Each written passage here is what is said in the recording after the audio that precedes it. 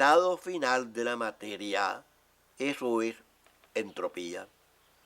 Y algo que aumenta con el tiempo. Un progreso irreversible hacia el desorden, hasta el desorden total de la materia.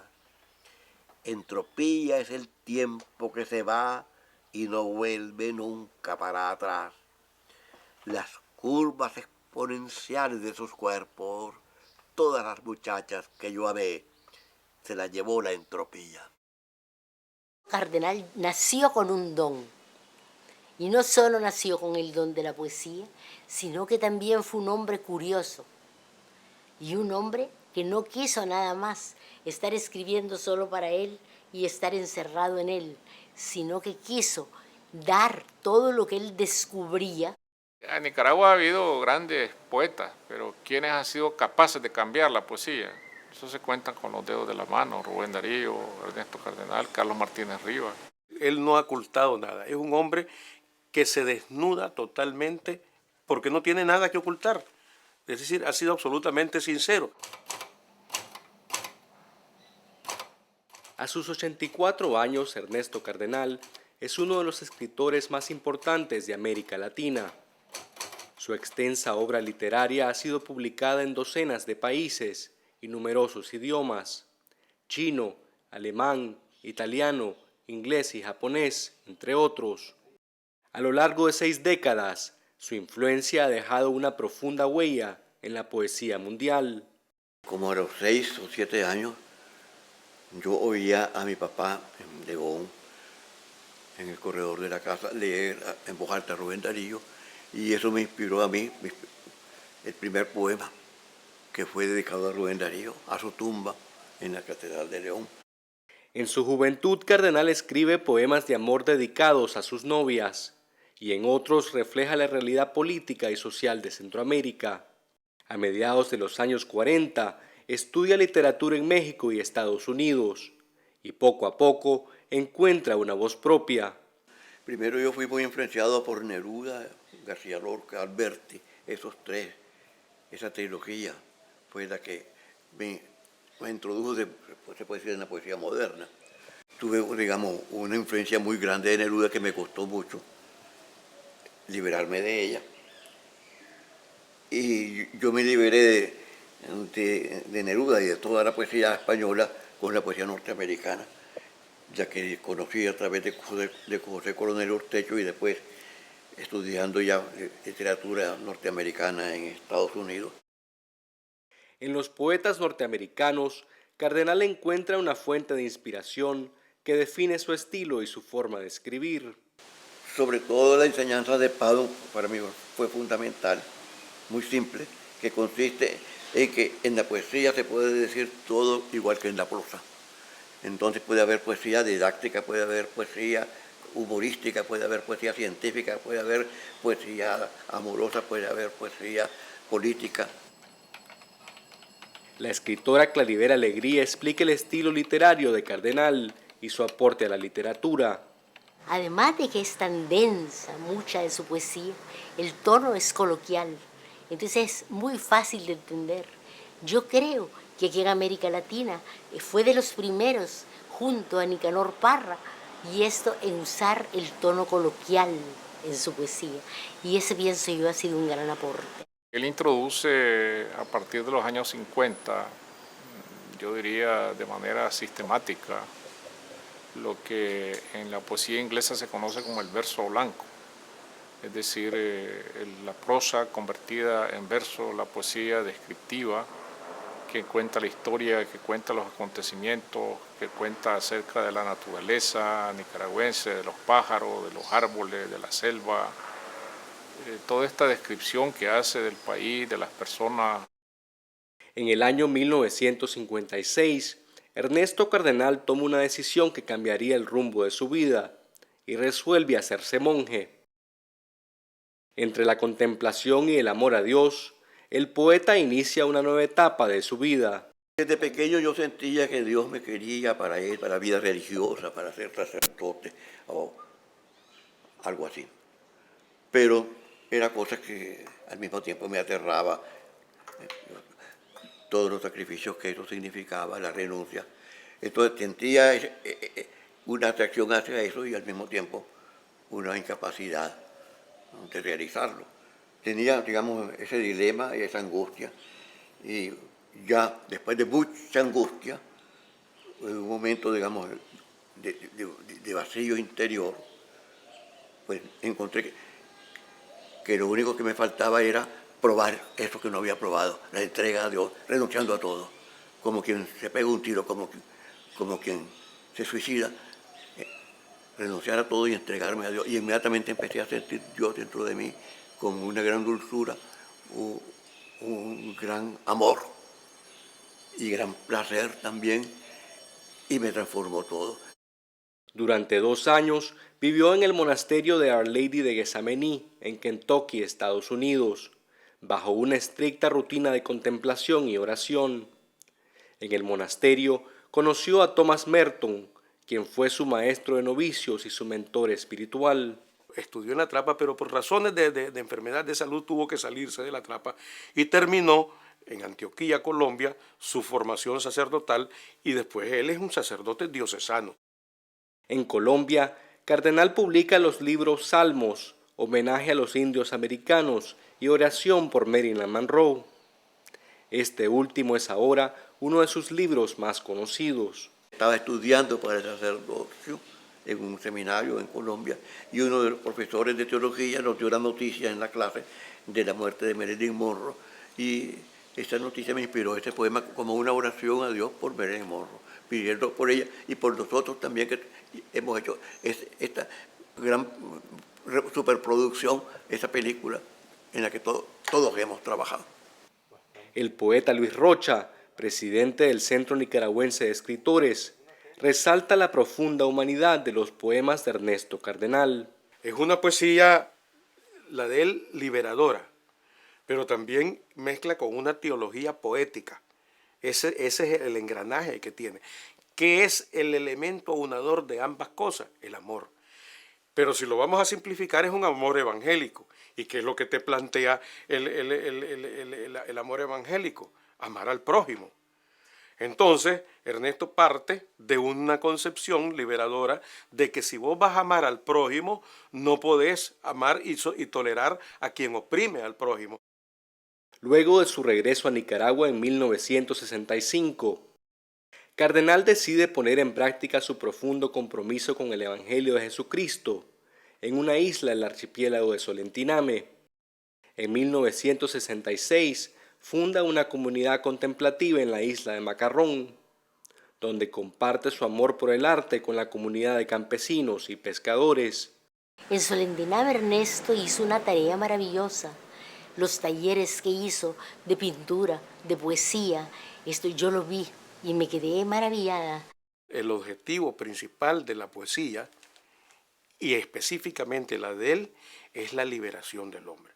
La liberación del hombre, por supuesto, implica, dentro de la concepción teológica de Ernesto Cardenal, la creación del reino de Dios en la tierra. Estar consciente de que Dios no quiere absolutamente el sufrimiento del hombre en la tierra. En Solentiname, Cardenal recibe la noticia de la muerte de su mentor espiritual, Thomas Merton, y a raíz de este hecho de dolor, desarrolla una forma muy particular de escribir sus poemas. El coronel Urtecho contaba que usted armaba sus poemas como rompecabezas, que cortaba las líneas y luego armaba los versos. ¿Para usted el poema tiene también un contenido visual? ¿Ve el poema antes de escribirlo o se trata de un asunto de la música? No se trata de eso, se trata de cómo armar una cosa compleja. Lo que cuenta Coronel empezó en Solentiname, es un poema muy extenso que yo tengo, un poema tal vez como de 30 páginas, sobre la muerte de Merton. Me impresionó mucho y durante bastante tiempo estuve recopilando notas y notas sobre el poema que iba a escribir. Tenía tantas notas y tan diferentes que no sabía cómo empezar, cómo terminar y cómo juntarlas y armarlas. Era infinita la manera de armarlas. Podía ser así, como tener un naipe, ¿no? Después de muchos intentos y no sabía cómo hacer, entonces empecé a cortar con una tijera Muchas veces era una línea o podían ser 5, las que tuvieran cierta unidad, varios grupitos así, bloques, digamos, pequeños bloques, y los puse en la habitación que teníamos allá en nuestra vivienda en Tolentiname, en el piso, todo eso, todos los papelitos, ¿no? Y entonces veía uno, este puede ser el comienzo, esto puede ser de los últimos, y los iba entonces juntando así. Y después decía, aquí debo de cambiar, no seguir con este tema que sería ya monótono, intercalar algo de un tema distinto, y entonces buscaba ahí en el piso una tirita allí que calzaba, y así lo fui armando. Desde entonces, Cardenal arma sus poemas usando pequeñas tiras de papel. Todos estos que ya pasaron a hacer poemas, eran papelitos así. En su casa en Managua, nos mostró las herramientas que utiliza para ordenar sus ideas. Y puedo estarlas leyendo debajo del vidrio, entonces estoy escogiéndolas aquí. Hasta el día de hoy, no se aventura a usar una computadora.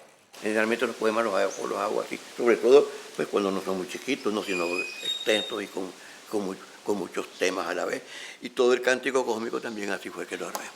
Para eso tenía un fichero bien grande. Unos temas decía Dios, de Nicaragua, capitalismo, revolución. Y decía, aquí conviene este tema, bueno, y muchas cosas científicas, las estrellas, la evolución, el Big Bang, animales, paisajes.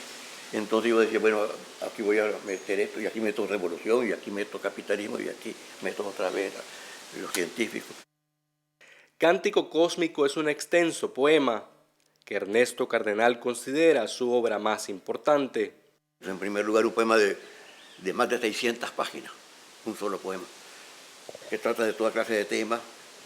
Cántico Cósmico quiere decir que trata de todo el cosmos y algo más. Y también, pues, es como la culminación de mi poesía. Fue un poema de un trabajo de como 30 años de investigación y de recoger datos y de acumular temas para reunirlos todos en ese libro. A través de la ciencia, el poeta encuentra otra forma de acercarse a Dios. Martí decía, ya en su tiempo no existían todos los descubrimientos que ha habido posteriormente, decía de que a él le interesaban más los libros científicos que los clásicos. También a mí me parece que nos revelan más. Y también, pues como yo soy creyente, creo en un Dios creador de esta creación, pues la ciencia me acerca más también a Él. Cuando yo veo todos estos misterios que hay, que se descubren, y nuevos misterios que aparecen, pues todo esto lo refiero a Dios, que fue de donde vino todo. Su amor a Dios también lleva a Cardenal a reafirmar el otro gran compromiso de su vida, con los pobres y la justicia social. Ese amor a Dios me llevó también al amor al pueblo, me llevó a la revolución. No fue la primera vocación mía el amor a la revolución, sino aún muy posterior a mi conversión religiosa. Ese amor a la revolución se me reveló a mí en Cuba, en mi primera visita a Cuba, en el año 70. Y he llamado a mi primera visita a Cuba mi segunda conversión. Mi primera conversión fue la conversión religiosa, y en Cuba la conversión a la revolución. A la visión de una tierra con la explotación abolida, repartida la riqueza nacional, todos por igual, el producto nacional bruto, toditos por igual, Nicaragua sin guardia nacional, veo el nuevo día, una tierra sin terror, sin tiranía dinástica, cantá, cantá, sanaste clarinero, ni por dioseros, ni prostitución, ni políticos. En los años 70, Ernesto Cardenal viaja a Cuba, se declara marxista y cristiano y apoya al gobierno socialista de Salvador Allende en Chile. La revolución nos acerca a Dios, la verdadera revolución es el Evangelio puesto en práctica, como yo encontré que la revolución en Cuba era eso, el Evangelio puesto en práctica. Dar de comer al hambriento, dar de vestir, dar instrucción, dar casa, dar salud, dar las cosas que da la revolución, pues, dar todo al que nada tiene, pero en una forma eficaz, no dando unas limosnas, no unas asistencias personales, sino nacionalmente. Dar salud, dar alimentación, dar cultura, dar todo a todos. Esa es la revolución, cuando es verdadera, y si no, no es revolución, es un fraude. Comprometido en la lucha contra la dictadura de Somoza, Cardenal desarrolla una intensa campaña para promover la solidaridad internacional durante la insurrección y en 1979 es nombrado ministro de Cultura. Desde su puesto en el gobierno, organiza talleres de poesía entre los campesinos y los trabajadores. Fueron como 70 talleres que se fundaron en Nicaragua, a los que asistieron tal vez como 2.000 personas haciendo poemas. Sucedía de que yo me daba cuenta que Nicaragua era un país de poetas, un país que había producido muchos poetas y seguía produciéndolos, y que principalmente tenía un talento para la poesía. Pero el pueblo no podía escribir una poesía moderna, escribía coplas con rima, como las coplas de la Gigantona. Para ellos la poesía era eso, rimar león con difusión, Trandino con Camino. Todavía muchos tienen, digamos, esa idea de la poesía. Y entonces yo pensé que era importante darle a conocer al pueblo una poesía que no fuera eso, que no fuera ni con rima, ni con ritmo métrico, sino que fuera libre, que se hiciera como se habla, con el lenguaje con que hablamos, no con tú y vosotros, sino con vos y ustedes, como hablamos nosotros. En la década de los 90,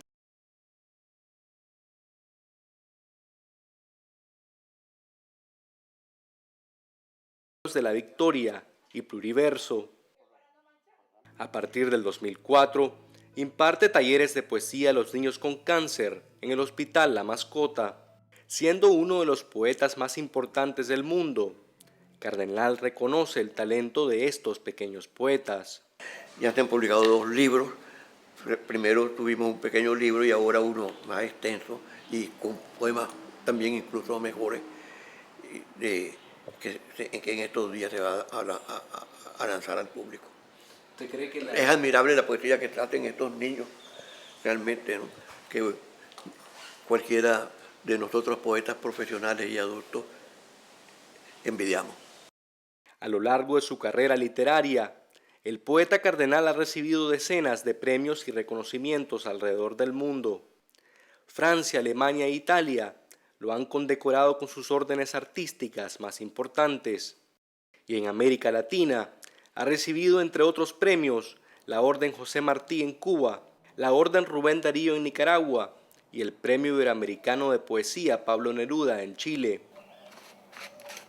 Para muchos de sus admiradores, Ernesto Cardenal también es merecedor del Premio Nobel de Literatura. Este año fue presentado como candidato al premio por la Sociedad General de Autores y Editores de España. No lo ambiciono, más bien sería muy incómodo porque perdería mucho la tranquilidad y la privacidad. No me interesa en absoluto, solamente en un aspecto me interesa, por el dinero que significa, que es bastante dinero, no sé cuánto, pero es mucho, y eso lo daría a los pobres. Siempre consecuente con sus ideas y convicciones, Ernesto Cardenal le hereda un formidable legado literario a las próximas generaciones. Su poesía marca un antes y después en la historia de la literatura nicaragüense. Van a encontrar allí quizás la mejor lección que puede darse en Nicaragua sobre la poesía. Está enseñándonos a ser estudiosos, está enseñándonos a ser humildes, humildes de corazón, está enseñándonos a entregarnos, y sobre todo un aspecto, está enseñando que la poesía es un instrumento de servicio, para la humanidad en la medida en que va haciendo consciente al hombre de sus propias posibilidades individuales, de sus propias posibilidades colectivas y por lo tanto de sus propios deberes, los deberes que hay que cumplir, los derechos que hay que respetar, y si no hay esos derechos, los derechos que hay que conquistar. Es para todos los revolucionarios y también todos los que hemos participado en la revolución, y también para mí mismo, que tuve participación en ella. Cuando recibís el nombramiento, el premio, el ascenso, pensá en los que murieron. Cuando estés en la recepción, en la delegación, en la comisión, pensá en los que murieron. Cuando has ganado la votación y el grupo te felicita, pensá en los que murieron. Cuando te aplauden al subir a la tribuna con los dirigentes, pensá en los que murieron. Cuando te llegan a encontrar al aeropuerto de la gran ciudad, pensá en los que murieron. Cuando te toca a vos el micrófono, te enfoca la televisión, pensá en los que murieron. Cuando sos el de los certificados, el de las cédulas, el del permiso, pensá en los que murieron. Cuando llega donde vos la viejita con su problema, el terrenito, pensá en los que murieron. Miralos sin camisa, arrastrados, echando sangre, con capucha, reventados, refundidos en las pilas, con la picana, el ojo sacado, degollados, acribillados, botados al borde de la carretera, en hoyos que ellos cavaron, en fosas comunes, o simplemente sobre la tierra, abono de plantas de monte. Vos los representás a ellos. Ellos delegaron en vos los que murieron.